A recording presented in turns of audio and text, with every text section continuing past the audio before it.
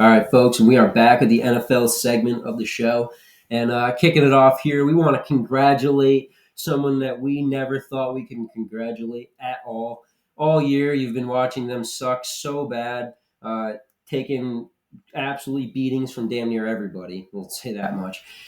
Thank you, Jacksonville Jaguars, for beating those Indianapolis Colts, Yes, man. sir. Thank you. As an Eagle fan, thank you, man. Jacksonville. Yeah, that was sweet to see, honestly. The Colts fans are getting pretty loud after starting. I think it was 1-4 or something like that, 1-5. Yeah. Coming back and playing so hard. I'll give them everything, man. And I still really, truly want to say I think that Jonathan Taylor does deserve an MVP spot. Will he get it now that they didn't make the playoffs? I highly doubt it. He really had to have made that run for them in the playoffs, at least a game or two to really prove that. But man, I still think that guy's far and above. He's got to get an MVP before he goes out. The dude is amazing. I think he will. He's going to be one of those running backs that gets one. Yeah, I feel like he is. He's special, extremely special. Yeah, and it's funny we're talking about the Colts losing and how Wentz played pretty well this season. Yeah, he did. He played well. And we just heard that, I don't know if it was the owner or the GM or whatever, was saying, like, oh, at the time we thought that trade was good, and now I'm not going to comment on who's going to be here next year or not. And yeah. How did you feel about that? Because I was like, that's tough. I laughed at first. That's a little petty of me, but I was like, dude, he didn't. I heard it was pretty heated, though. And what are you going to do? You don't have a first-round pick. Yeah, I thought it was pretty heated, they said, the night after the game. Really? Like, Irsay was pretty upset. They said it was, like, maybe not midnight exactly, but it was, like, a late-night meeting where they called, all coaches, which, I mean, it's not that it's that far off from many teams to do that don't make the playoffs, or even ones that do. Yeah, you got to reassess things a lot. Exactly. But for what the report was, which media, they'll blow things up, but for what the report was that I read, just saying that, he was pretty upset and everything about it. And, no, Irsay was the owner and he has a lot to say. He's huge into his own franchise. How the season ended. Well, about how the season ended, but more or less that he wishes that Carson Wentz could have really been that guy and stepped up. And, I mean, to be honest, in a game like that where you have to win, Carson Wentz has to step up. He has to be that guy. There is no excuse for losing that game. Yeah. There isn't. And you have the offense you have around you, especially the running back you have. Even if he's not running the ball well that game, you have to find – it's Tom Brady with James White. It's, Ben Roethlisberger early with Jerome Bettis when he wasn't going well running the ball in a game. They would find ways to get them the ball or make them a decoy well enough to get the ball to other people. He wasn't cutting it at the end of the day, and that was against Jacksonville. Yeah. But granted, that was a one game out of many during the season. Yeah, and Wentz was here for the times, but the team – in Jacksonville, they lost 5 in a row now. Mm-hmm. But so you think if they won that game, the Colts, Irsay wouldn't have said anything about Wentz, right? It's not that he wouldn't have said anything, but he definitely wouldn't have. I don't think he would have done it as early. Like I think it would have been his role on the team. Basically. I mean, that's what it seemed like. But like I said, who knows with the media if that was really if it was that high key or if it was really just like him being like, "Yo, like." If there's a guy out there, we should take him. Because that's how they've been basically since Andrew Luck. It's if there's a good enough guy to get us by, we'll take him. Because they have a team to always make a good run. Their defense is pretty solid, especially with Darius Leonard. Like I said, Darius Leonard, respectively on the defense, JT on the offense. You cannot waste those guys' years without a solid quarterback. Because with a solid quarterback, you're a contender every season. Yeah, and they want Wentz to be a veteran at this point. Obviously, he's a veteran. He is, but he's just not. He's not a downfield thrower. He's not all. He's not all the the flair, the magic that everyone wants to see people do, and that's not a lot of quarterbacks anyway. So you gotta gauge where they're at, I guess. From my point, it's like, what do you expect? Like, it's his first year in. Like, yeah, you're wanting to win out of playoffs, and then what? You're gonna get blown out in the wild card anyway, probably. It's called desperate, dude. I know. They just desperate to win. That trade, you expect it to be a title contender year one? Yeah, I wouldn't have. I don't know, man. It's a tough situation. Like you said, starting from 1-4 to becoming almost a 10-win team, is it maybe? Or yeah, I think they had 10 wins, something like that. I don't know, but it's just tough though, man. Because if you're in that position, you have to look at it in. I don't know. As a franchise, you just think, can we do better? I guess, but for me, it's always been like with the Browns teams like that. They're always flipping around, and not finding what they needed at the end of the day, and that's just consistency. The Browns are holding on to Baker. Yeah, no, I'm happy about that. I know there's other people we know that aren't happy about that, but I mean, hey, whether you think he's going to be good or not, it's going to be stability. It's going to be them keeping it going, trying something, as opposed to like so many, especially like I said before, the Browns coaches, they were just 1 year, 1 year, 1 year, and you can't create any sort of base if you're doing that. You as a coach want to have your players in there, and it takes usually a couple of years to have your players in there. So what are they doing by doing 1 year, even 2 years is still tough to take a guy for. That's why I've been going so big here on Dan Campbell and why I'm so happy also to mention that those Lions, man, they were a hell of a force out there. I know the Packers, cashed it in early and got Week 18. week 18, got rid of some guys, rested. But hey, they picked up play. They did what they did. Lions rolled and really rolled for the first time there. And Jordan Love didn't look too bad though. He really is looking like a pretty decent quarterback sitting there behind Aaron Rodgers. I liked watching him play for sure. That was nice. We'll see what Aaron Rodgers does. Yeah, I mean there is no flame to that fire. I'm gonna say that now. We got a question. We were asked, if he doesn't make the Super Bowl and him and Devontae out of there, I think they're either even going to make the Super Bowl or even win it. I think they're out of there. I don't know, honestly. That's my opinion. I don't think it's that tight of a situation. I think it could have been. But something happened before that brought Aaron Rodgers back from that vacation on the island. Yeah, over in the islands, man. Something brought him back that wasn't just about the contract, I'm sure, because he's always talked about how much he loves, being in Green Bay and everything. And I don't know. I mean, I don't look at it as the Thomas situation where he wants to, I want to be, out of there and everything. And it wasn't exactly bad blood, but he wants to be in a new place and all that. I don't see that with Aaron Rodgers. He looks like just a guy who just wants to be where he's at, do what he does. You think he's coming back? I think he's coming back. Okay. I would just say that now. I stamp it down. Aaron Rodgers is coming back to the Packers and not going to the Broncos. They don't have an option on the contract. Is just over after the season, right? There's no option on it or anything like that. That's what I'm not sure of, honestly.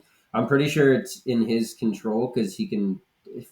Basically what he's been trying to do is his own thing here. So who knows? But man, it's gonna be a situation for sure. They're gonna hype it up even if it's nothing. So we'll be hearing about it. But it's just one of those things again where it's another guy who he said basically one thing and everyone's kind of taking it and ran with it. So yeah, I don't know. I think he'll leave, but even if he decides to come back, I think he's already decided. Like I don't think where they end up this year is going to decide. I don't think it matters either. No, I don't think it matters. I think his mind's already decided whether it's leave or stay. He already knows. Yeah, and who knows? It could be another thing where it's like whether it really was this year, the whole wait to the draft thing to really like start deciding, I guess. But see, they draft another quarterback. I wouldn't even say another quarterback, but I mean at this point, like looking at their roster when they drafted A.J. Dillon, where they drafted him, and even Jordan Love, like there was need at the position for what they needed there. And I mean, for anyone that didn't like A.J. Dillon at the time, I don't know what you were smoking. I mean, I know we're over here on the East Coast and everything. We get to see them play and whatnot, but still at the same time, he is an absolute dominant force. And just seeing his highlights, man, you knew he was going to come in and be able to do work. He comes from a cold territory. He's going to a cold territory. He's going to be that guy to get you through the playoff run, basically, or at least through the end of the season like he did. Over 1,000 all-purpose yards, I think. Yeah, like killing it, man. A lot of BC guys are killing it, and I think there's a little something starting there for sure. But we'll get over next, though. We don't want to shy away. Those Raiders, man. Raiders-Chargers game. That thing was a hell of a game, bro. Yeah, and so the Raiders, they snuck into playoffs. It was a pretty wild ending to the game. A lot of controversy. People say that when the Chargers called the timeout, they kind of decided their own fate. Some people were saying, that didn't really matter. Yeah. At the end of the day, we don't know. All I know is that the Raiders made it, and that the Steelers make it. But that was a hell of a game, though, man. Like, really was. It was amazing to see that. Just one of those ones where it kind of just had to be what it was. If it wasn't, man, like, what are we doing? It's the last game of the year, Yeah. Had to hype that one up. And that was awesome. Like Cowboy Kyle was saying, when Derek Carr is on point, then you got a good game. Yeah, that's for sure, man. For sure. And especially just having, as less of weapons as he has now, that's Henry sweet. Ruggs. Yeah. I mean, it's sweet to see him still be able to do some of that, especially with dudes like Edwards and Zay Jones, because they're not. I mean, it's not to say they're not great. Like Zay Jones is really coming in his own now and doing a lot better. And now that they have Waller back, I truthfully they could win this weekend. But I know. I felt bad. I picked Bengals on a lot yeah, of my parlays, and I'm like, I gotta throw Raiders in yeah, there. dude, Like, you I have gotta that throw the feeling about Raiders. them. Yeah, if you don't throw the Raiders in, like I don't know what you're doing because they are a tough. They're one of those tough, gritty teams, and it stinks to say it. I'd love to say they're great in running the ball and they have a great pass balance as well, but they don't. Like I'm sorry, Josh Jacobs isn't that running back, dude. I think he's proved it at this point. He's been decent in some years. He's hurt a lot, but he's just not consistent, and he's really not a fall forward guy or even a shove make a way forward guy. He kind of hits a wall and goes down. And I don't know if that's for injury purpose to save himself or whatnot, but he just doesn't have as many rip-offs as he did before. Just aging fast, I guess. I don't know. That's how I look at it. But maybe the passing game will get them by. And if it can at least get them by this game. But they're going to have to outduel Joe Burrow, man. That's going to be a tough one. Yeah, it's gonna be a game full of inexperienced playoff players. Yeah, that's for sure, man. But before we finish up this recap and don't get too much into this next week, we want to finish off here with congratulating a team we really don't want to congratulate one bit. And I think everybody knows that. But congratulations, your Steelers out there in the AFC North for going out and getting it. Big Ben seeing the playoffs again, man. It's cool to see. I honestly, just because it's the Chiefs, man, I hope these guys beat them. And the talk that JJ, Juju Smith-Schuster, the one with was supposed to be a season-ending shoulder injury, may just be back. Yeah, it sounds like it's depending on how the practices go in the week coming up. Yeah. So I'm sure he's going to be out there. Yeah, it seems like he was smoking some JJs to get ready for this. Yeah, but seriously, he wants anything to get back in the game. No, we're not saying he really did that, but probably. Who knows? Anyway, though, but seriously, though, congratulations to the Steelers getting above 500 yet again. Tomlin's still with no seasons underneath 500. 15 straight. Yeah, 15 straight, man. That's a hell of a job. For anyone that's ever said fire Tomlin, I don't know what you're talking about, honestly. And besides that, being a Steelers coach, everything, that just comes with the territory where you actually get to stay there. It's not that if they were doing awful, they would, but if you show consistency, they show it as well. And it's been proven over their time track there. I forget how many, it's like 3 coaches in like 50-something or 60 years. So you know that they really don't switch up and they like to stay in their own lane and do what they do with running the ball, with having that tough nails defense, should I say. It's not exactly the steel curtain anymore, but it is a new form of it, should I say. And it's like a bunch of Wolverines on that line because they are very aggressive. But let's hope the run game doesn't affect them too much this next week because Darrell Williams is starting to heat up. That's for sure. Yeah, that's a decent one. Let's see. But we'll get over here next though to what was it? We had these bad boys on the list, man. All this stuff going, too much to even think of. Oh, what the hell happened to that, dude? Shit. I don't even know where my screen went. Well, we're moving on to the picks. All right, sorry about that, everybody. Some technical difficulties. The screen going absolutely wild. But we're going to get over here next into something even more wild. Is our Beast of the Week, man. Let's get into this one. For the AFC this week, we had to dabble in and check it out and see what we could come up with. But, man, at the end of the day, there's no one else I could have gone with besides the old Pat Patriot, the man who is true and blue. At the end of the day, could do absolutely anything, jump up and make a catch even against the Jags to win. Game I was at myself. That was absolutely awesome to see. And that's Danny Amendola for our AFC players. Beast of the Week. He went 7 receptions for 113 yards. It's a 16.1 average for the math. And 2 touchdowns with 37 yards for the longest play of the day. Absolutely wildfire, man. just hell of a day by the guy. Just love seeing him play like that. And over here on the NFC side, there's somebody we just, could not avoid at all. He had a couple guys of his own on the list because he played so hot himself. So we're going to have to give it up there to Dak Old Prescott for our NFC players. Beast of the week. He went 21 of 27 with 295 yards in the day. That's 10.9 for the math.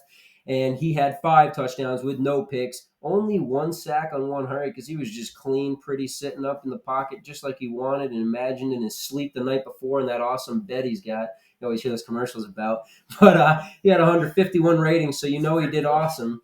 And, that's Beast of the week there, man. Those guys absolutely performed awesome. And too bad the Texans couldn't have made their way on into the playoffs, but they had to suck it away this year. But at least the Cowboys see another week. Will it be the Super Bowl? No. We freaking doubt it, but we'll see anyway. Cedric Wilson was also one of those guys on the list, 5 for 119 and 2 touchdowns. Dude had an amazing game, so we had to at least shout him out as an extra there. But, we move on in here next to this big old wild card, absolutely insane weekend ahead. Man, I couldn't think of any better way to start it off than with Las Vegas and Cincinnati. 2 true wild cards that you don't know what you're going to get on the Sunday you get them. So it's going to be a saddle up, and let's see if it's a good one or if it's a big old stanker. Yeah, I mean, you said it's going to go back and forth, but we got a clean sweep. We're all going Cincinnati.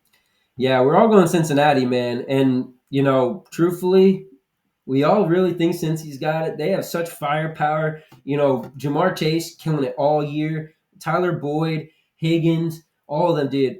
Uzma or whatever his name is, CJ Uzama, I think that's what it is. However you pronounce it. Yeah, something like that. He's been doing well. He was actually my fantasy team for a while, most of the season actually, putting up great numbers, dude. Yeah, across these different leagues we got here, just doing awesome. But don't want to shy away, like we said before. The Raiders are a tough team. They've shown it. Like I said, if they can run the ball, this could be a long day for the Bengals. Not to say they're a bad defense; they have a great defense, but. If the Raiders somehow get that running game going as well, it'll be a day for sure. So see how that one goes. But we'll go over here next to where we got a nice little split in the matchups here. It's a good old favorite. I forgot to throw the jersey on, man. I got the old Josh Gordon I was going to toss on. Look like a Mac-alike. But yeah, the Patriots going on up to Buffalo, where people, if you really want to, tickets are $41 right now at the lowest. So if you want to get your ass on up there and freeze it off, go do it and cheer them on because I think they need some support up there.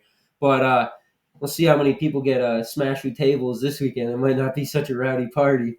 But yeah, let's see how drunk they get. But anyway, though, we'll roll into the matchup, though. I'm taking New England, and so is Kyle. Yep, and Jason and I are going with Buffalo. Yeah, it's going to be a good game, to say the least. What's that spread at? Is it 4.5? So, right? Yeah, Buffalo has a minus 4.5.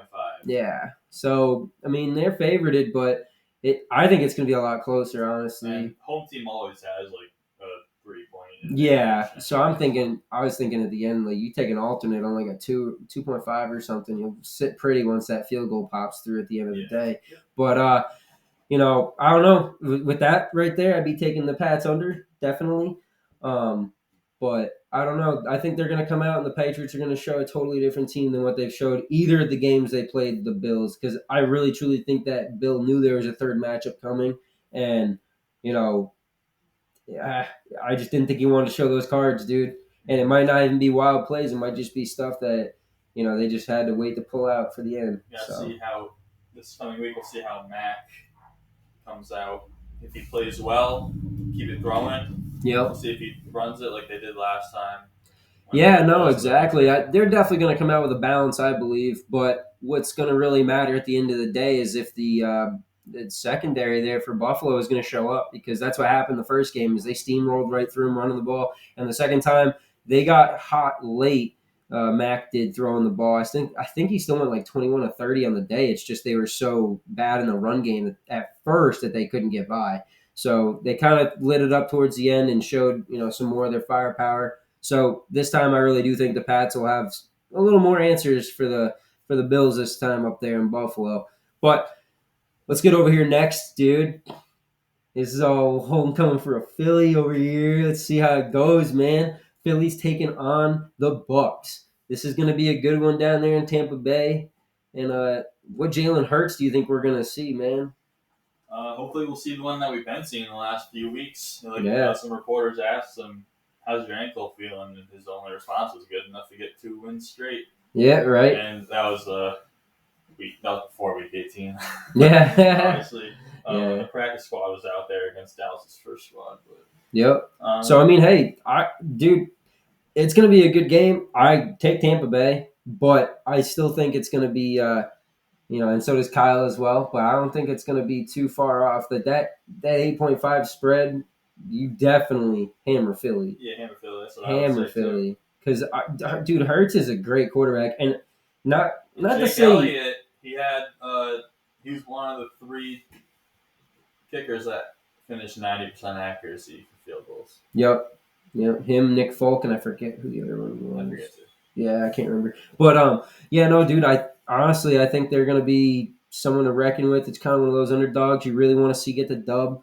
But I think Brady's just gonna, at the end of the day, have that last drive over him. I think that's how it's gonna go. Yeah. Even if it's not a touchdown. Kyle got Tampa, but me and Jay, once again, we got Philly. Oh boy, here we go. Grit. I mean, last time they matched up, I know it's earlier in the season, but that was a good game. Slay held Mike Evans to almost nothing. Yep. Both. That is when they had Ertz, though. Yeah, this is when they had Ertz. So different, but I think their offense has done better since the departure of Ertz. This is one of those times now I wish they still had Ertz, and I'm thinking now if they knew they were going to make playoffs, do you think they would trade Ertz?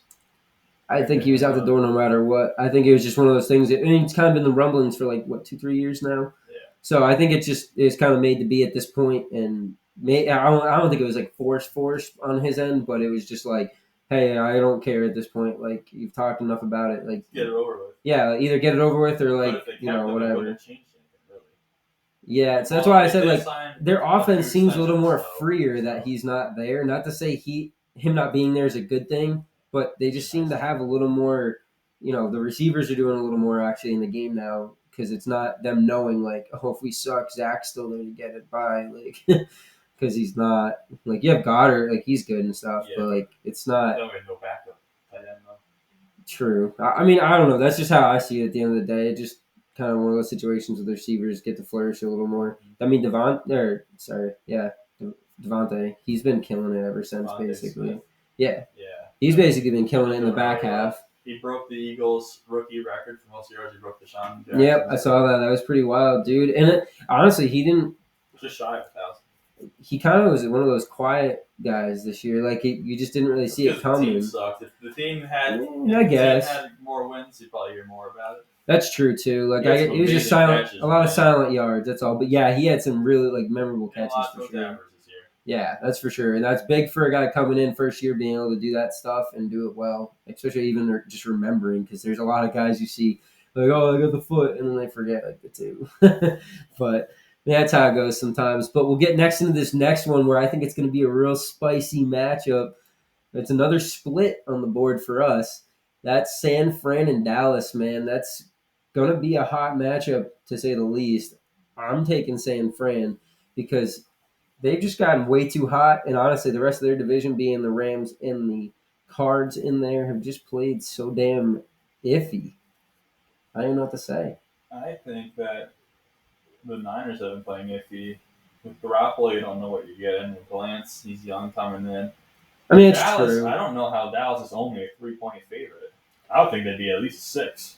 Well, like I said, dude, Kittle has been cooking lately, and Debo, at any moment he can go off. And I really think the only reason I think that the Dallas isn't just a runaway favorite in this one, and I really truly am picking San Fran, I'm stuck on their side, is because they have a D-line, a pretty damn good one. Their defense in general is pretty solid around the board, and as long as they all play above average, they have pretty damn good scoring defensive games. They're usually in the teens. So, are holding teams just to 20. So that's not a terrible defense to play with. We already saw, I think it was the Steelers or something like that, or 8-0-1 when they hold teams under 20 points. Mm-hmm. So, just that 20-point threshold is huge, and they're right around it all the time. A lot of teams that are even, I wouldn't say mediocre, but just above that, are usually around that 20-point threshold, and that's what keeps them around a 500 team.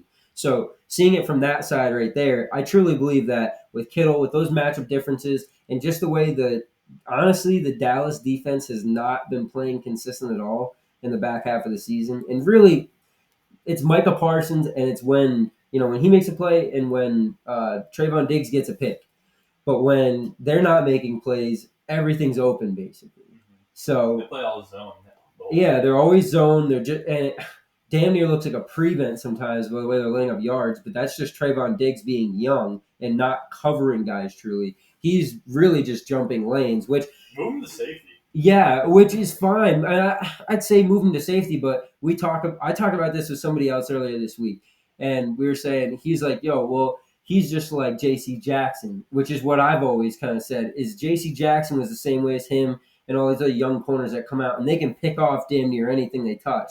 But sorry, unless you're like the dude that's always cornerback because you just have rocks for hands, anyone can catch a ball or not anyone can jump a route, but a lot of people can get to a ball and stuff.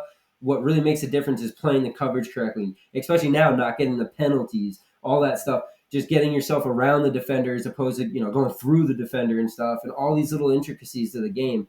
And you only get those coming in being like a veteran and getting those years down. Yeah, like I'll take like 100 deflections over 11. Yeah, exactly. I'll take the deflections every day and the tackles. And, just all those different little intricacy stats that a lot of people don't look into. I'll take those every day over the picks because, I'll take the ball.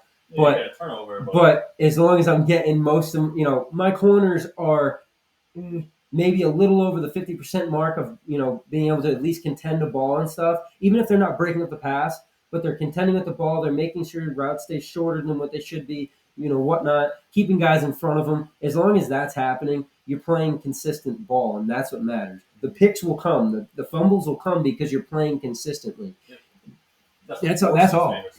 Exactly. Picking off duck passes, but when you play tight and get all the deflections, you're getting in the quarterback's head, you're getting the receiver's head, you're messing up their routes. That's when you're forcing the mistakes. You're not just waiting for the mistakes to happen. And that's how a lot of defensive coordinators, should I say, take on like young quarterbacks. Is they play a lot of base stuff and they don't have to do a lot of extra. They throw some little things at them here and there, and usually those are the plays where it's like a deflection or something stupid happens. You get an interception, the fumble plays because they didn't expect a rush coming up from the back or whatever the switch. But yeah, we'll jump off of that though. We'll go to this last game, man, or sorry, second to last game. Pittsburgh, the night game for Sunday against Kansas City, man, fell off the board because they're looking a little sad over there. But Big Ben vibes. Yeah, Big Ben vibes. Retirement's early. He's already partied the last 2 weeks. He already said he doesn't care about the game. Yeah, basically. That was kind of wild to see that. But, I mean, you kind of maybe saying that just to get the, guard down? Yeah. Just a little bit. Yeah, he's going to get a win and he's going to give you a little wink. Yeah, right. Exactly, for real. He's like, I'm coming for that ring. I'm going out. Stairway to 7. No, that's what everyone's dreaming in their sleep over in Pittsburgh and all those yinzes. But they ain't going to get that. I'm going to tell you that now. And we're all actually not all of us, sorry. We're taking, and Kyle's taking KC. But Jace is over there on that Pitt train because, he is a fan, so can't hate him too much. I mean, but Kyle said he took New England because he's a fan, but he said if he had to bet, it would be Buffalo. So yeah, well, that's the thing, man. It's tough for me because I'm sitting there like that's going to be a really good game. I'm doing the same thing with Philly. I did the same. Yeah, exactly. So we're going a little homer this week, but it's not bad if it works out, correct? Yeah. So we're not too crazy, I guess. But yeah, I mean the spread with this one is a 12-5 KC, dude. That is hammer the under every single time. If you're a Steelers fan, take it, I guess. Yeah, I would hammer the under because we're talking about consistency and all that most of this episode. What have we seen from Kansas City that's that consistent? Honestly, and this is weird to say, besides the run game. No, you're right. You should take it because it's probably going to go down as soon as Juju gets cleared to play. And exactly. If you're a gambling man, you're going to gamble through just playing already right now. So yeah. You should take that. Yeah. Go on. Yeah, take the Steelers. Go on and take what you want. Take the money. It's going to go down. Yeah, exactly. It's definitely going to go down. That thing's going to be at like an 8, probably an 8-5, or well, 8-5 because they're not going to give you a straight. They're not giving you a straight. That's a lot. not go down that much, but maybe a 9. I don't know. I think it's going to go a couple points because you got to think of how much production he can provide. Maybe being like not 9.5, 10, I would say. Yeah, maybe. It's like, I don't know. Yeah, it could be. Definitely could be. I'm not Vegas. Vegas probably has like the smartest mathematicians in the world. Oh yeah, definitely, dude. They got all them Harvard kids and everything like that. All them old universities. But we'll get over here next though to the last matchup of the week. Man, this one is an absolute killer out here. Arizona and the Rams. This is the third matchup of the year. They've played each other well both times before. This is over there in Inglewood in that brand new stadium, man. Rams are home. Should be an easy one for the Rams, but considering all the injuries in the Cardinals is what I believe. But on this one, we have, it's 3-1. You're over there on that Arizona side. What are you feeling, dude? I'm just feeling a little bit of Kyler, Little Kyle, you mean a lot of Kyler? Yeah, I gotta get the little guy doing a lot because he's got to do a lot to take this one. I think that the Rams have been really good. Stafford, his last few weeks, he underperformed. He's doesn't have much history for playoffs. Yeah, what he does is not amazing. It's just, I think it's going to be a gamble, and I just got to go with my gut with them. But I want to mention though, that's going to be the NFL's first game on MLK Day. Really? The Cardinals go against the Rams on Monday night. So the players' helmets are going to feature MLK decals as well as two phrases to honor Dr. King. Those two phrases, one will be love, and the other one's going to be end hate. So the player's going to have that. That's pretty MLK cool. I like that. Horse voice here.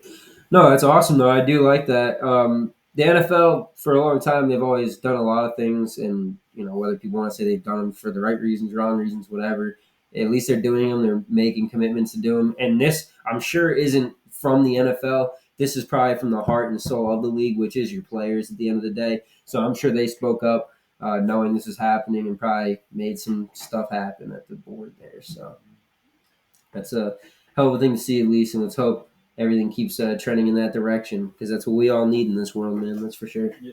And before we finish out the NFL segment, we got a quick update that Clyde Edwards-Helaire is going to be out for Sunday night against the Steelers due to a shoulder injury. And Tyreek Hill and Darrell Williams are expected to play bearing these setbacks. Yeah, but dude, Tyreek has been sitting there last week. I mean, I know it was a whatever gimme week. He was playing on off, and he was like limping around like crazy the whole time too. After, mind you, pregame he was out there, jumped up and made he had to be like 5 feet or more in the air. Made this like catch in the back corner in practice. Came down, which might have been when he sprung that. But it's just like, man, if he goes, he's gonna go no matter what because that dude's been cooking. But it's tough, dude. Edwards-Helaire has been that guy for them, and Darrell Williams has been solid, but that's not without the help of Helaire and even their other backs. They really filter through guys and make it work. So we'll see.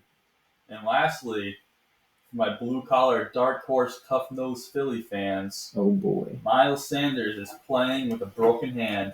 Really? He's going to play on Sunday. God damn. Saturday. Breaking news. Bam. Yeah. Holy wow. There you go. The most consistent back on your team, the guy that's really been carrying the load whenever he's in there. Especially healthy. Him and Jordan Howard. It's going to be tough with that broken hand, but maybe. Hopefully he doesn't cough the ball up. Yeah, that's more what I'm worried about because he comes back from injury, he coughs the ball up the first game. Yeah, he's always had a lot of ball security issues over the 2-3 years he's been in the league. Not a lot, should I say, but at least fumbling it around a little bit. Yeah, you know what to say. Yeah, it definitely is. So it'll be tough. Hopefully, got some some good old glue in that hand or something like that. Stick and don't come off. Yep. Start to play with the ball, I guess. But we'll see how it goes, man. I definitely think he can be a force if he's able to go and really make a difference. That hand's not hampering him too much there. But yeah, for us, that's really all we got in this NFL side, though. Talking all this playoff wild card stuff. All I can say is, New England fans, let's hope the hell we get to next week and praying Mac and Daddy Jones that we get there and all these other guys in Philly. Dilly. Yeah, We gonna do this thing or what? Is it gonna go? We'll see. See you back there. Yeah, dude, let's hope for it, man. All right, and we'll see you all on the other side, too. Back with some more NBA talk. Take it easy. And we are back from a commercial break. How's it going, everybody? It is the NBA segment, and we're diving right on back into the garden there to go back to the Celtics. So, McGee, what do you got for us here? Well, the Celtics, like we said earlier in the recap, man, they're doing pretty hot. They got a 3-game win streak. Yep. After losing to the Knicks in Madison Square Garden, they took them to their own garden, and they Hell beat yeah. them. Then they hosted and beat the Pacers in a thriller overtime game. Yeah, those are good games for sure, definitely. And then they went over to Indiana to defeat the Pacers. So they've been playing pretty well as a team together. Pretty well. I wouldn't say as consistent as you want, but I don't know. I mean, at this point, like I said kind of before in the local, the Pacers are what they are, and the Celtics are kind of in the same boat. So for them, like, kind of trumping them, whatever. Like, it's cool to see. It's nice. Not to be like on a bad key or nothing, but it's like good, consistent 3 games. It's not to say you got to win all of them. Like, let's just make a massive run, but let's build on it. You got a loss up here in one of these next games. Let's not let it capitalize, or let's capitalize off of it and not let it demoralize us and bring us down farther. So if they just keep winning and have a couple, like I said, a couple of those games where they drop down, they just pick right back up next game. That's what I'm looking for, because they have too many times where they're just going on streaks of losing where it's just getting a little too much. So consistency out of that is all I'm looking at. It's nice to get a win after an overtime win. Exactly. That was a big thing on my end. Was like, it was nice to see that because they went extra on the night. All right, we got something here. Let's keep it rolling. Only thing is it was the same team they went extra on though. So it's like still one of those like middle situations to me. But they went to Indiana and beat them at their house. So yeah, no, no, they're definitely doing well. Not to downplay it too much and dampen them. I don't want to like crap on them too much, but I mean, aren't they still in last place over there in Atlantic? I think. Who? Pacers? Celtics. In the Atlantic. Pretty sure they're still last. They're 10th in the NBA. Oh, so they might have jumped up on one of them there then. But I mean, yeah. So like, my big thing, it's always been the same way. Saman, man, he's doing his work, so he's back, he's healthy. That's why I think they're doing as well as they are. We saw what happened when he was out, and Tatum was the guy. He wasn't the guy. So I mean, they need each other. It's not that one of them can do it and one can't. They need each other, but I just think Jalen's the guy, even when they're both in the court. You look at when he was out, and when Tatum's last like 4 or 5 games in December. Yeah. Were completely awful. Yeah, and even when he's on fire, it's like then he's damn near just taking too much from other guys. And it's not to say they're always going to hit their shots, but you gotta give the defense something else besides just one player, or else it makes it too easy. He's played pretty decent, probably like 3 of the last 5 games here in January in the new year. But looking at his assists, they've gone down. His rebounding has become very inconsistent and decreased. Yeah, but then again, Jalen is a good rebounder too, and Smart's a good rebounder. Like, you got a lot of small guys that snag rebounds. He's still been doing very well and consistent on defense, so he's getting like, I'm sure the stat says like probably like 1 or something, but he's been getting like 2 steals a game lately, getting a block every 2 out of 3 games, something like that. Dude, you know what I gotta say? Honestly, I'm thinking of this right now in my head. Because just in general, how decent of rebounders they have, the Celtics almost have always had in guards. Celtics fans always complain, and me being one of them, it's more like you want a rim protector guy, but in general, everyone's always like, we need this generational, like, new big man, it's like amazing big man or something. Yet, a lot of our guards are getting rebounds no matter what, so does it matter? Well, the team still finishes last in rebounds like every year. Yeah, no, I do get that. So like, you do need a guy, but like this generational like talent guy. I don't know. It just popped. This literally just popped off the top when I was just thinking of it. Just because they've always had consistency. Anyone's getting bored. I mean, we're seeing point guards that are 6 and 9. Yeah, I mean, even back to like the Rondo days, like Rondo would get like 3-4 bounds a night. He got triple doubles. Yeah, no, exactly, and there were certainly nights where he got triple doubles, dude. Where he was, I mean. Talking about primetime Rondo as opposed to playing on regular daytime TV Rondo. Yeah. Night and day difference. Yeah, primetime and playoff Rondo were just, man. But people think they know him now. Hell no. I want to ask you, as a Celtic fan, yeah, trade deadline is in less than a month, February 10th. Yep. What What do you want to see happen for the Celtics, personally, for you? That's a weighted question, man. Yeah. Honestly, there's nothing. You want them to make like you want a blockbuster, or you make a push, or do you want like a sell and make a tank? Or you want nothing to happen? Anything's better than nothing. I'll say that much. But at the same cost, I've always said this, man. There's a lot of good talent on that roster, talent that could be around and could definitely very much contribute to a championship roster and a run like that, and many runs like that. Man, I don't know. I really don't. Like it's just such a tough. That's why I said it's a weighted question. You always like Miles Turner, don't you? I've always liked Miles Turner, but what's he provide better than you've gotten from Cantor and Horford and all these? You would take Cantor over Miles Turner? I'm not saying I take him over him. What I'm saying is for the price tag that they ask for him, he's not consistent enough for what the Pacers always ask for him.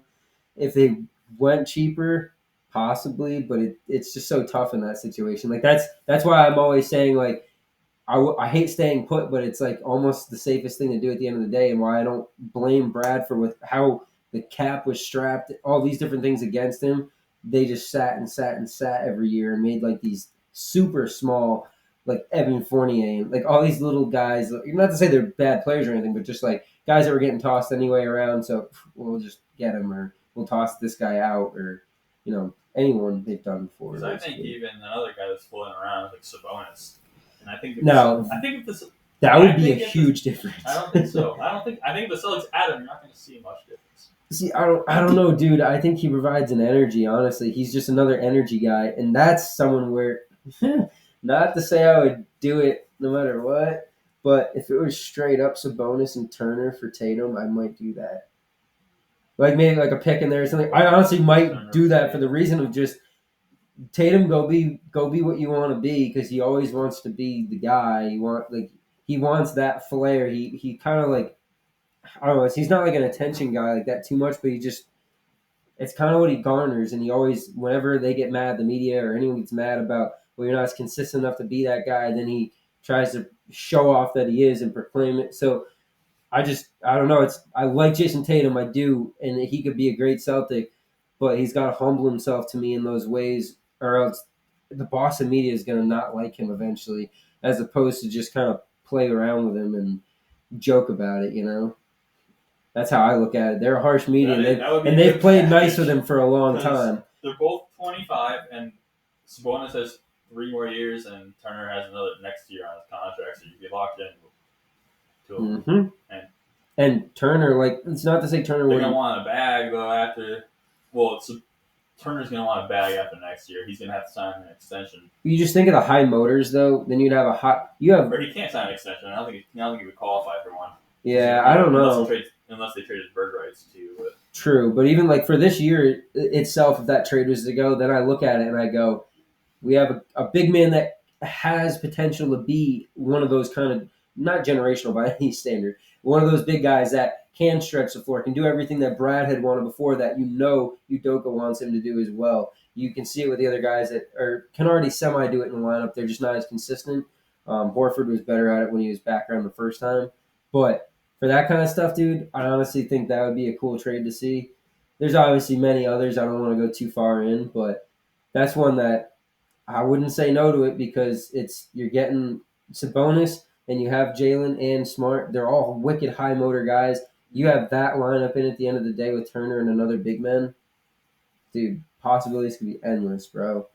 You might have to give up more than Tatum. Probably like a pick. You probably have to give up more than Tatum, but I mean, hey, he thinks he's the star. Everyone's been, putting him up there. That's why I said back when he was on that mad hot streak earlier, put him on there. Yeah, let's see what we got. Hot at the deadline. Yeah, so let's hope he gets really hot at the deadline. I'll say that much. But talking about someone that hasn't been doing hot at all, Russell Westbrook has been playing pretty awful his last few games. Oh, yeah. And we saw the trade rumors and nobody wants him, blah, blah, blah. Yep. But we want to get into a little bit something different. This guy, he might be turning a little soft. Westbrook's a pretty big guy, pretty tough guy, but he's getting a little into his head now, because we saw against the Kings. Now, remember, the Kings. Hey, don't shy on them. They're playing decent this year. All right. They're all right, but I get what you mean. They are the Kings compared to the Lake Show. The Kings DJ would play the song "Cold as Ice" every time Westbrook missed a shot. And mind you, he went 2 for 14 that night, as well as free throws. And then after the game on the Jumbotron, they awarded Westbrook the ice cold player of the game. Whoa! So that's freaking hilarious. Dude. And Westbrook didn't realize this until a reporter asked him about it. He's like, "Oh, that's funny. That's cute that they play that the last 14 years too." And in my head, I'm like, "Well, dude, it's not 14 years ago right now. And if you're talking about your shooting percentage, then yeah, probably." I was gonna say, yeah, haven't you been pretty consistent at being inconsistent in your shooting game? Like he's only it was one of the first times they truly called him out when he was about done with the Thunder. Not him being done with them, but just the career there in general. That's when he went on like that 40-something% shooting, was doing like wicked, but a lot of the other numbers are down, and then he was like, "Oh, screw it," and went back to the old game. Yeah. So is this him like really being a bad shooter, or is this him just being like, I'd rather produce on all ends of the floor and everywhere possible instead of turnovers? Yeah, well, yeah, that's the one where it's. I mean, he's always been that though. Like it comes with the high volume. It comes with that motor, dude, with being that wild so fast low right now. Yeah, it's like crazy, but it was just funny to see how offended he got, and to top it off, definitely, the NBA banned the Kings from doing a ice cold player of the game from any point on now. Really? How soft is that, bro? Wow, bro. Come on, man. Talk about nothing left in this world. Oh, man, bro. It's like, come on. It's not even the worst you'll hear today about the NBA, but the baby, finish on Westbrook really quickly. Westbrook got so offended, he was saying, out of the big three, out of him, AD, and LeBron, he said, I had to sacrifice the most out of everybody, out of us big three. Do you think that's true, or do you think he's just not good? Because he's not worth $44 million to me. I don't know. What is he sacrificing? Yeah, I was going to ask, what is he sacrificing? Because I don't even look at a contract at this point. None of these players can ever say they sacrifice anything with whatever deal they sign, unless they're literally like, 1 year, like, $10 million. Like, because then you're he's like 15, 20 under everyone. Mil. He's not worth $44 million. No, I know. And next year's player option 46 or 47, I think. Yeah, which he'll obviously take. There's no, they've got to get rid of him, honestly. But nobody wants that contract. But this is where I come back to, like, it's not to always, like, say he's like a cancer or nothing, but like that's when, like, man, you've made money, you've made so much money, like, what does that even? What does it even matter at this point? Like, not to say like take nothing, play for nothing, but like, what does it matter at this point to get super dollars? Is like, what, man? Like, come on, just play the damn game. Like, they're getting so far from the game that the game is like the last thing you're focused on half the time. So I don't know. Contract's still gonna be good. Yeah, it's definitely gonna be good. Than most players in the NBA. Dude, like even last dudes on the roster are still making crap tons now. So it's like, that's all I can say. The workers coming in are making, like, the top few picks are making $10 to $6 million. Yeah, so that's what I mean. Yeah, top rookies. Yeah, I was gonna say, like, it's just crazy. But back to the NBA being soft. What the heck's going on, Adam Silver? Right. Devin Booker, Phoenix Suns playing against the Raptors. Devin Booker's at the line. There's no fans there. It's in Toronto, so I don't know if it's a COVID thing. But there's no fans in the stadium. Okay, for whatever reason. Probably. Booker shooting some clutch free throws at the end. And the Raptor, the mascot, he's behind the backboard in the second row, going, waving his arms, distracting him like fans do. Yeah. Booker, he almost misses it. He makes the free throw, but he almost misses it. It rims around, goes in, and then immediately when he's high-fiving his teammates walking in, whenever he talks to the ref, pointing, going with his arms, saying like, "Oh, what the heck's this guy doing?" Blah blah blah. Talking about the mascot. It's like, dude, what the heck? The ref then makes the mascot go sit in the corner of the tunnel for his second free throw. Oh my god, dude. And so he's crying about a mascot trying to distract him when there's no fans in the building. Like, you're soft, Booker. A little bit of respect lost for you, not gonna lie on that. Yeah, like, dude, he's dating a Kardashian. What do you expect at this point? That's hilarious. Come on. And to top it off on that, Devin Booker, for what I don't understand why he did this, because everybody making fun of him. He changed his Twitter profile picture to the mascot sitting in the corner of the tunnel when he took the second free throw. Really? When the ref made him move over there. He changed his profile picture to that, and it's like, you're being soft. Why do you embrace that? And then after he changed that, the Raptors mascot, his Twitter account, he changed his profile picture to him distracting him during the first half. That's it's great. Pretty funny. So everybody's awesome. bashing Booker now. Everybody's on the Raptors side, which I'm hopping on the Raptors side. I'm not a big Raptors fan. I like Booker, but I don't know. That was just too funny. That's crazy, dude. I think that's absolutely hilarious, man. Wow, just that's funny. But what else you got for us there, dude? Well, I can't believe that. Before we get into more of this trade talk, because there's a couple more rumors coming out, we're going to talk about the man that finally returned, Klay Thompson. He came back for the Warriors. Hell yeah! 3 threes. You won me a couple bucks on some parlays on that game. There you go. But since then, he hasn't been doing too great. He hasn't been doing too awful. He's still shooting around the same amount, just a little bit worse percentages. But he's coming up. It's expected, though. Exactly. Yeah, so that's totally expected. Expect this. I'm thinking hopefully around playoffs, he's going to get back into his niche, and maybe we'll start seeing the old Klay again, his playoff speed. Hopefully it'll come back. Yeah. And hopefully Wiseman will be back. And it's funny, we haven't heard Wiseman's name in a while because he had surgery 10 months ago, and he's still out. Didn't clear any kind of practices, and everybody kind of had some question marks about that. Come to find out today, the Warriors, they didn't disclose the second surgery that he had a few months ago, and that probably a scrape up or something. Exactly, it happened to like Westbrook a few times when you get a surgery and it's like a scrape up, something slips. You gotta tweak it a little bit, so you're a little bit longer. So he might get. I still think he might get shopped around the deadline. Yeah. You never know. They might hold on to him. It's tough. But who's going to want to take him, though, with that? I'll tell you right now, as a second year Celtics fan, I'd take him just because he's a pretty good big man from what I've seen, like a movable guy, someone that's not the two games he's played. But it's like, you're going to want to. You might as well trade him. Yeah. Child manager, not going to hold on to a rookie. Yeah, it's true. It's rough. Rookie. He's in year 2. He hasn't played too many games. Yeah. I don't know. He looks like a good baller. It's just it comes down to those injuries, man. Mm-hmm. We want to move over to our first trade that we saw. Not the first trade in the whole season, but the first floating around the rumors and the deadline. We saw Cam Reddish get sent over to New York to join his old teammate RJ Barrett. Yep. Maybe they're going to recruit Zion to get the squad back together next year, Dude. 2 years from now. Yeah, right. Now we see. Well, first of all, Atlanta now wanted Ben Simmons, but with Cam Reddish gone, I don't see that happening at all because he would have been involved, I think. But they still have John Collins who wants to get out of there. Yep. So maybe him for Ben Simmons. I don't know.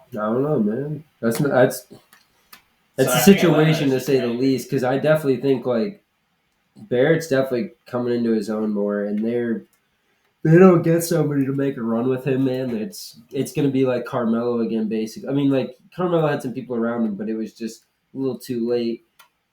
Kind of like the Celtics, they even put it together too late. They had a chip out of it, but they still, if they had maybe 2 more years together before that, they could have made, multiple runs on it. Yeah.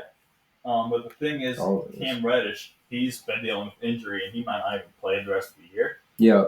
However, the Knicks traded Kevin Knox to Atlanta. Yeah. With a second round or something like that. Mm-hmm. Kevin Knox hasn't really been playing either for injury, so not too big of a deal on that.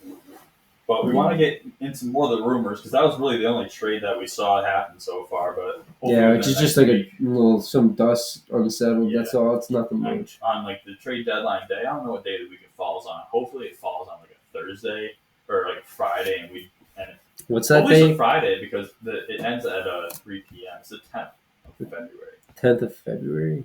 And it ends at 3 p.m. So if it's on a Friday, it's going to be right during our show. We're going to see a lot of bombarded texts.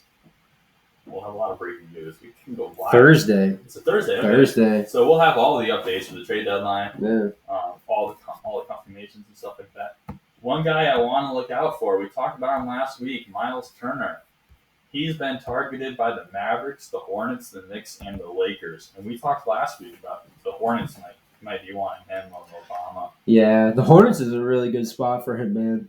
I really think that'd be a spot he could flourish for sure, especially with Ball there and his ability to get people the ball. Yeah, I think that would be a great sign. They definitely need a big man. Yeah. One of the teams I look at in the Mavs, I'm thinking if you take him, you're probably shipping KP somewhere else. Mm-hmm. If the Knicks looking at them, they just got Reddish. They're trying to get rid of Mitchell Robinson too. I don't see the Knicks pulling the trigger after that, after the Cam Reddish trade. And then for the Lakers, they're interested in everybody. They want like Gary Trent. They want Jeremy Grant too. So I think the Hornets are the best. I think the Hornets have the best suit for that. Yeah, no, I definitely think they do, and they're suited for a run this year too, man. That's for sure. Yeah, like they're playing good ball. ball. We'll definitely do it. Put a good fight up in the first round. They might not get too far, but they have a good future. Yeah, Miles Turner in the lineup. If he stays and plays consistent, who knows? Mm-hmm. Could possibly be some good work there. Talking a little bit more about Philly, but not Ben Simmons. The trade block is Tobias Harris with his big contract and his consistently average play. It's kind of like average Al. Yeah. Just a little better because he's still more in their position. Yeah. Smaller, a little better. Yeah, for sure. They want to unload his contract because Daryl Morey, remember the man who used to be in Houston with James Harden, mm-hmm. He wants to unload Philly's salary cap to try to make a shot at James Harden when he becomes a restricted free agent. And does James Harden want to go there? He already dealt with the guy once. Yeah, I don't know about their chemistry. I don't know about their relationship, to be honest. Yeah, I don't know either. It just doesn't seem like anywhere he's really left, he's had a great ending. So, yeah. I mean, but then again, I don't know if that guy was there by the end of his run. But Harden, Tobias, Ben, maybe ship Ben, because the Sixers have been saying, "Hey, we'll keep Ben if no one wants him." I mean, that's the thing too. That's the weird thing is that he's just been. I don't know. It's been up to him, dude. It's really been up to Ben the entire time. Just needs to kind of make a decision. Yeah. And another guy that I was kind of taken off guard by, Donovan Mitchell, said, "Hey, man, I'm ready to leave Utah if the big market wants me." Mm-hmm. And so, first thing I think is, man, this guy just wants to get away from Rudy Gobert again. I bet. He's under COVID protocol too. But I'm like, I don't know. When the whole COVID thing broke, and there's rumors of like them trading to split up and like they're not friends anymore and stuff like that. And then they made up for social media likes or whatever, I think.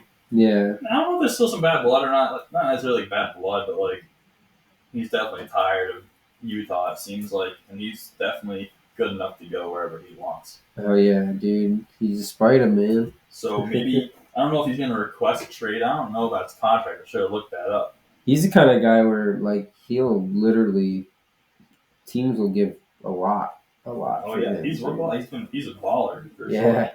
Definitely, man. That's 27 average a night, at least, right? Something like that. 25 plus, yeah. 25 plus for sure, yeah. Book it easy. He has balance, he has a shot, he has passing ability, his ball handling, he's pretty good on defense. He really is like an all-tool around kind of guy. Point guard, sure.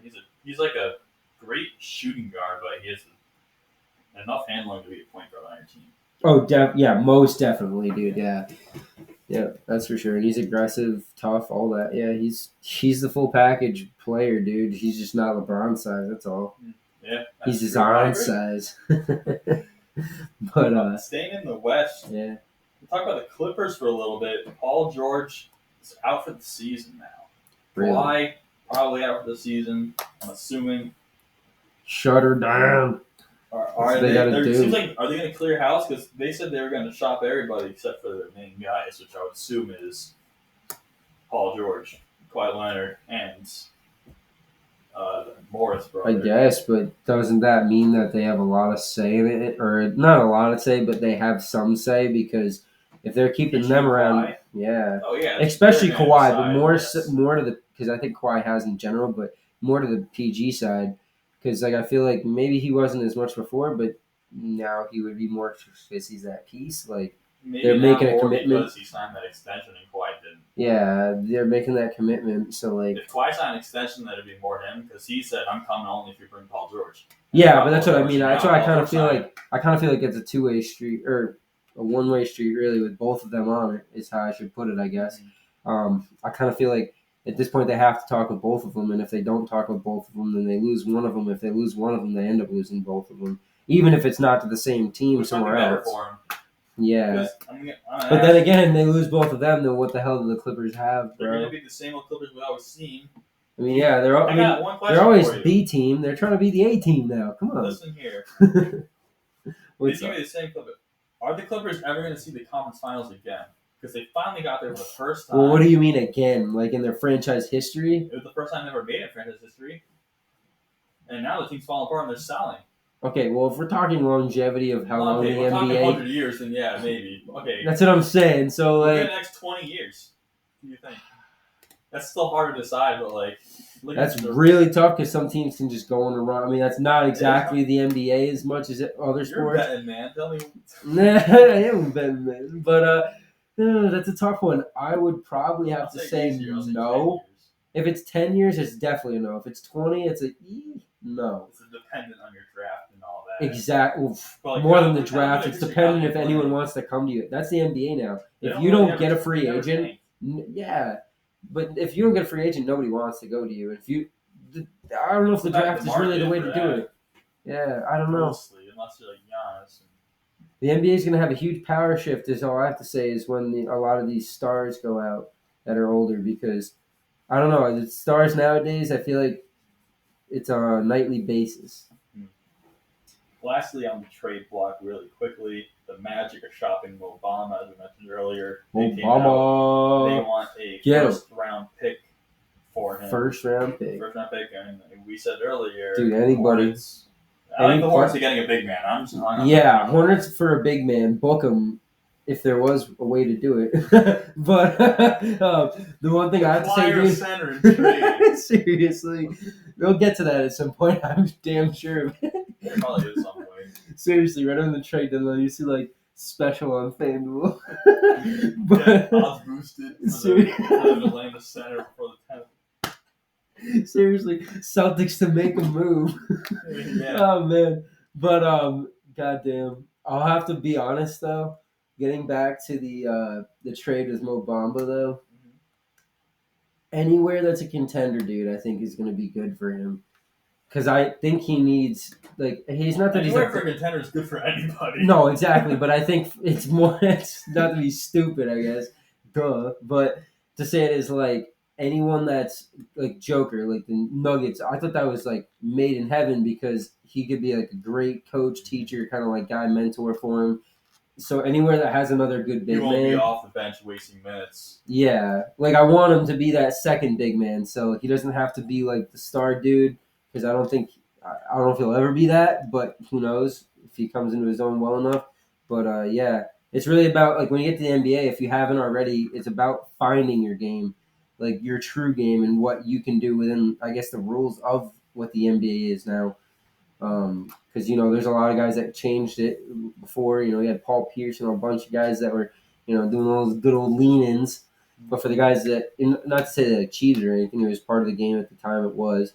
But for guys that in whatever era, they could just put the ball up and score, and, those guys that just translated, that's the kind of guy I believe he could be if he gets that tutelage from somebody and really, ends up performing like that. Because he's done well in stretches, that's to say for sure. Yeah, I totally agree. Yeah. Speaking of performances, we're going to get to the MVP ladder really quickly. MVP. But first, we saw that Giannis came out. Someone asked Giannis, who do you think the best player in the NBA is? Yeah. He said Kevin Durant. He said he has been the last few years. Who do you think is the best player in the NBA right now? It's a tough one, man. Honestly, there's a lot of people. I mean, the easy answer would always be like, LeBron, because he's consistent and the stats show it. And, when people don't know for the most part, his stats can show both sides of an argument, no matter what, almost any time. And that's why I gotta go with Giannis, dude. He is leading the MVP ladder. Yeah, and I don't know. He's the guy that separates people at the end of the day, and with his shooting ability now, it's a huge separation. Even when he couldn't shoot, he was still getting 20 and something, and like even in the 30s and stuff. So now he can shoot. He does a lot less bruising stuff, and when he needs to bruise in the end of games, when people are trying not to and shoot pretty. That's when he's able to get in that paint. Because I'm looking at his numbers, and he's shooting only 28% from three. But like you said, when he pulls up in those crucial moments, they seem to always go in. Yeah, they really do. He gets 10 free throws a game. He has 11.5 boards, 7 assists, a steal, 1.5 blocks. He's putting up almost 29 points. Only 3 turnovers in 32 minutes as a primary ball handler. Yeah. He's pretty good. Compared to KD, he's shooting 37 from 3. He's getting about 7 free throws, 7.5 boards, 6 assists, and 30 points. Still 3 turnovers in even Not bad. 37 minutes. So a little more efficient for KD, but I'm with you. I'm going to go with Giannis. Yeah, dude. I think it's Giannis, but like it's hard because like for me the biggest thing is KD coming off the injury he came off of and everything. Like and Achilles used to be a career ender basically, and for what he's doing right now, it's super impressive. Like I cannot take away from that. But young buck, I think he's got it, and I think he will run away with it. Not too far, but I think it'll be just enough stretch ahead to be obvious at the end of the season. Back-to-back MVP. Yeah, he should be, and yeah, I mean, like, I don't know, man, it's tough. No, sorry, I'm not saying back-to-back. No, not Jokic had it last year. Yeah, sorry, Joker. Yeah, Joker. Yeah, and it wasn't a joke. Joker's number 2 right now, right behind him. He really is. But I think Jokic overrated you, to be honest. He is a little bit this year. He's been very consistent over the other years. This year's different. I put Embiid over him, dude. Embiid's like 4th in the standings, I think, because KD is 3.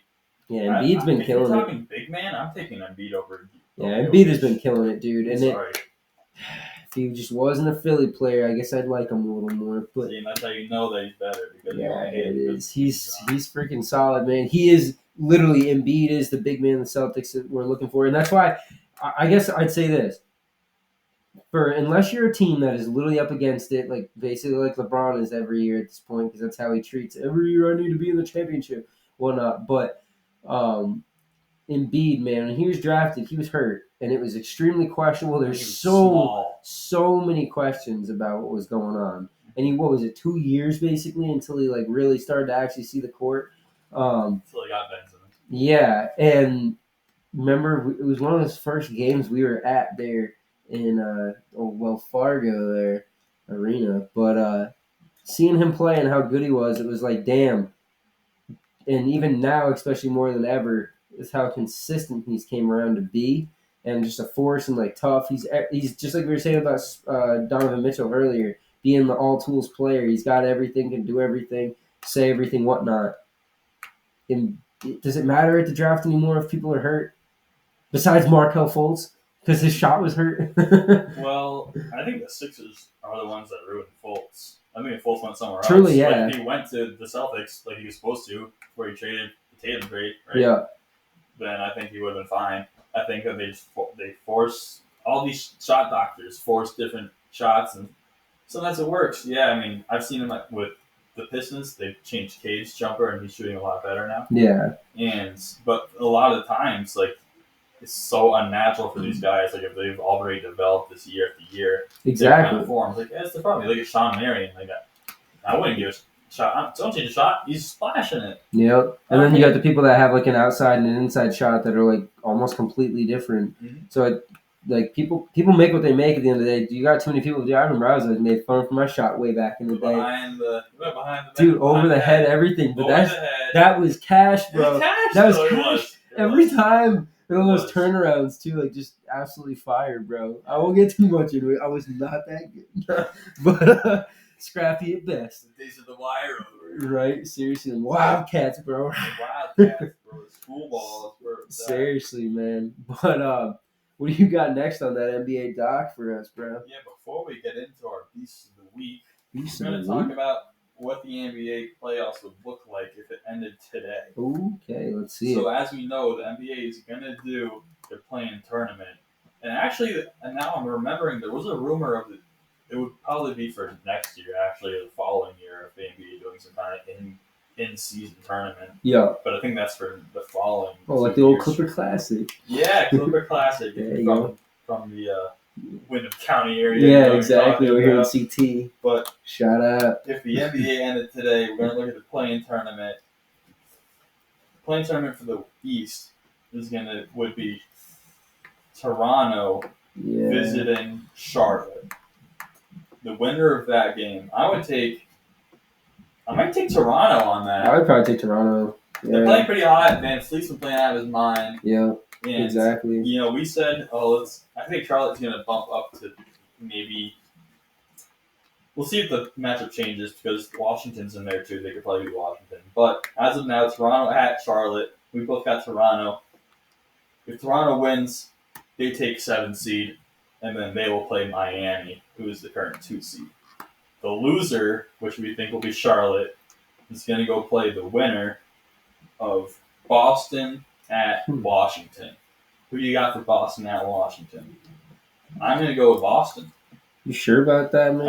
I'm almost thinking Washington on a slide, dude. Washington's been a pretty good team this year. One dude, falling out. Yeah, he is. He's on his own team now. Kind of the Tatum thing I said before. I think those kind of things need to happen at some point, or at least whatever how they go. Anyway, you were saying though about Kuzma, them. One guy on the Wizards I think is a huge difference maker, and if they do make the playoffs, whatnot, make a run, do whatever they're going to do.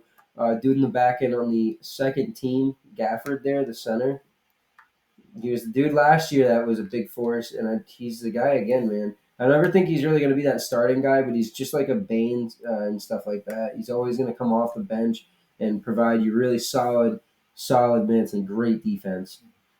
Well, the winner of that game isn't in playoffs yet. Because you think Washington's going to win that game, then that means they have to play Charlotte, who just lost the 7th seed, to Toronto. So you think Washington has a shot against Charlotte? I would say Washington beats Charlotte. I said 2 seconds ago Charlotte might be able to. They have the last matchup or two. It was just last week or 2 weeks ago. They played something like that. I remember they beat them up. I would like to see a Charlotte and Boston matchup. Is what I would like to see. Yeah, that wouldn't be bad. I could take Boston in that. Washington, I think they're just a little too tough. I want to watch a Boston matchup against Charlotte. Boston wins 8 seed. Round 1, they play the Bulls. We're all going into the game. Yeah, right, dude. The Bulls, Get your mask on. Yeah, right. Seriously. So the Bulls are 1 seed. They would be playing 8 seed. Heat are 2 seed. They'd be playing that 7 seed matchup. Then Brooklyn will be facing against Cleveland right now. That would be a clean sweep. If you ask me. Oh, yeah, I don't care if no one's healthy. And Kyrie is going to play home games now. All the Nets have to do is take a little fine every time he plays. I told everybody the NBA would find their way to do what they're going to do, and that they found him on the court. There you go. Yep. And then lastly for that matchup, Milwaukee will be playing Philadelphia. That's going to be a great matchup at a first round. That's going to be huge if the standings stay how they are. Yeah, no, exactly. That'd be huge. Because those are both title contenders. That'll be a ratings smasher right there. They could both make the conference finals, I think. Yeah, definitely. I definitely think so. Damn. We don't want to rule out the Knicks either because the Knicks and the Celtics have the same record right now, but the Celtics do have a tiebreaker over them thanks to their last win. Yeah. So the Knicks could easily turn it up. The Celtics can easily turn it down. They could flip-flop. They could make the playing tournament. The Celtics could be out of the playing tournament. Join the lottery. Everybody that I feel like one of them's going to be in, one of them's going to be out at the end of the day. I don't think they're both going to be in there. No expectations from you. Okay, we'll move over to the West. The play-in tournament there would look like the Clippers versus the Lakers. I'd say Lakers because the Clippers stars aren't playing. Yeah, no question. Kawhi plays maybe. Do you think the Clippers are even going to hold on to that? But then I don't think so. We'll say Lakers win. They make 7 seed. They're playing Golden State. I'm taking Golden State all day. Oh yeah, no question. Golden State, and especially I think at that point Clay will be like more than back into his game. Yeah, that's what we're saying for sure. Yeah. The next matchup, the 9 and 10 seed, Minnesota will be going over to Portland to play the Blazers. Dame should be back for playoffs. At first they said he was out for the season. Now he's saying getting reevaluated in 5 to 6 weeks. It's a lot of people now. So Minnesota, young team, I said they were going to make 10 seed before the season started, so it looks like they are there now. Will they beat Portland, do you think, in a matchup in Portland?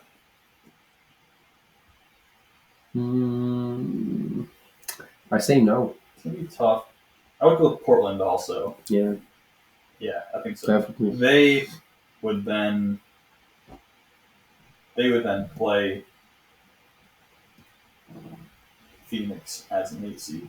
Yeah. I think they get scraped up right there. Or no, they would play the Clippers. Portland. If Portland wins, they would play the Clippers, and then the winner of that team. Oh, then they would definitely beat them. That's why I say the Clippers, dude. So Portland would be 8 seed. I don't even worry about the Clippers because they're on their way out of that whole conversation. They're not even going to be in there by the end. Yeah, they probably would be. That's how I look at it. They're going to be. They are. They're 7 seed now, I think. Yeah, they're just making their way out. Yeah. Dipping. So Phoenix will play the 8 seed. Golden State is going to play the 7 seed. Minnesota will be matched up against Denver. Denver with the home court advantage. And then Utah will be making their way to Dallas for the first 2 games. And Dallas has been so up and down, too. Mm-hmm. I still take Utah. They're a regular season team, like everybody's been saying, but they'll still get 1 or 2 rounds in before they lose. Yeah, so I have them against Dallas, even though Luka's amazing. And then Memphis and Denver, that's a great one. If you ask me right now, I gotta go with Memphis over Denver. I got it. If you ask me right now. Well, dude, even if it wasn't right now, even if it wasn't during this hot 7-game winning streak right now. Oh, 10 game. Sorry, I was thinking someone else 7. Yeah, 10-game winning streak.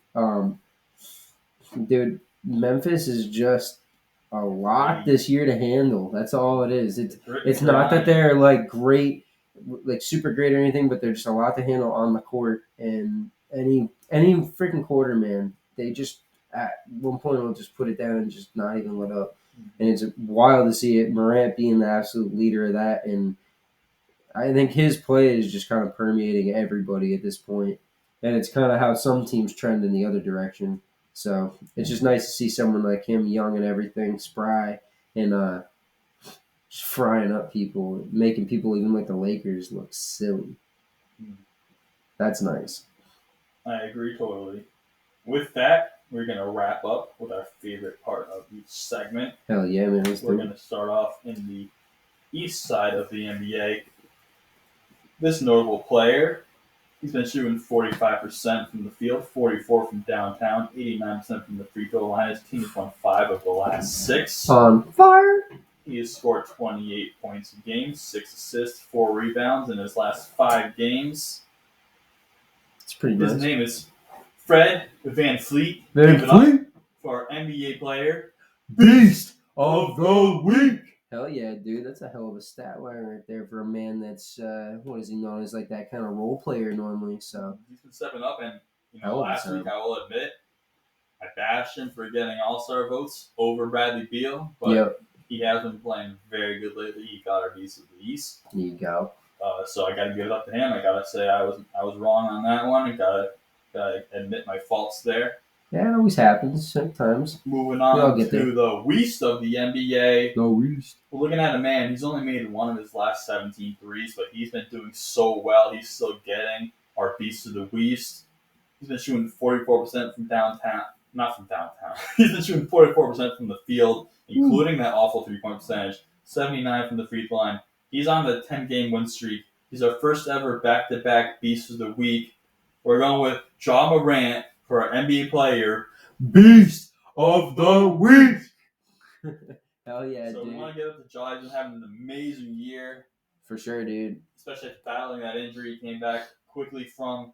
He's been just going out of his mind. Yeah, we saw a slump for his threes, but this man, if you watch him, man, he's worth he's money. He's changing the game in front of everybody right now, so they better watch out. Because on a tear for the playoffs. Last year was a little early meeting the Warriors in the playoffs. I think this year may be different if they were to match up again, dude. That would be a little tougher of a matchup this time. Yeah, and it was spicy last year too. Seat filler for sure. Yeah, definitely, dude. Ja is just killing it right now, and man, just a wild time for them. Weird to see the Grizzlies doing something without old Zebo and stuff in there. It's awesome different. Too, because they have done fairly without them. They had about 4 years after Zebo left where they played pretty badly, but they never tanked. Yeah, no, they never really truly tanked. They've kind of been like where the Celtics are, where they kind of like drop down a little out of relevancy and then they'll come back. But it's just nice to see them kind of, I mean, not to say that they're back, like Cam Newton out there proclaiming to the world after 1 touchdown when he still lost the game. Yeah, right. But I mean, yeah, dude, they're playing hot right now. If they can keep it up, sky may be the limit because there is no limit to the sky for Ja. That's for sure. Ja's bouncing the limit there. Yeah, hell nah, man. But yeah, I mean, that's our beast of the week. That's the beast belly of the show, and that's what we got for today. So we're gonna get up on out of here. It's literally 3:59, right up on 4 o'clock, baby. Oh yeah, no, shoot, forget about that. We got our question of the week too. Before we get out of here, actually, thank you, McGee, for letting me know because I would have forgot about that.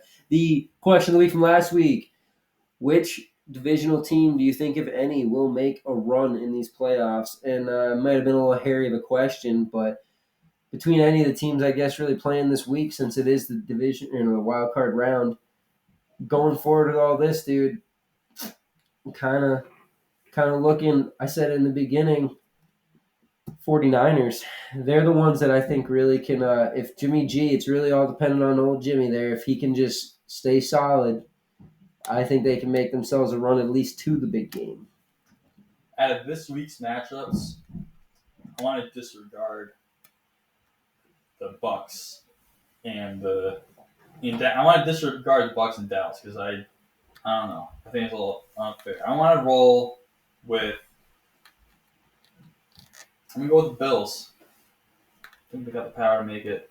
Okay, I can't argue that one. My kind of dark horses, I had two other dark horses. One which is more of a fan favorite because the Patriots have just had some very, very consistent times during the season. If matchups play well, I think they could do it. But the other one where it almost won't matter, it's really on just how hot they can play, it would be the Cincinnati Bengals. But I just don't see that. That's why I couldn't pick them. No, either.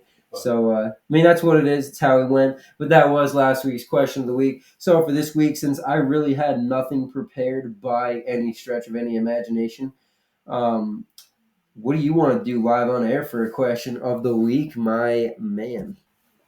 Okay, we'll put on the spot. Let's move over to the wild card. Yeah, back to the board. Which winning team is going to have the biggest win margin of the weekend? Yeah, baby. Who's going to absolutely pound them down into the ground this weekend?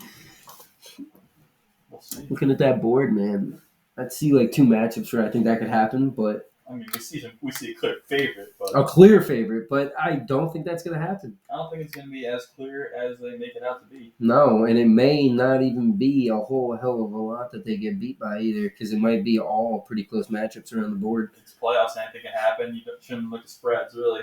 Yeah, exactly. It's like projections in fantasy; they don't mean anything. Yeah, exactly. None of it means anything until the game is played. Well, once it's decided, once it's decided, then you can put it to the stats and be like, we were this close.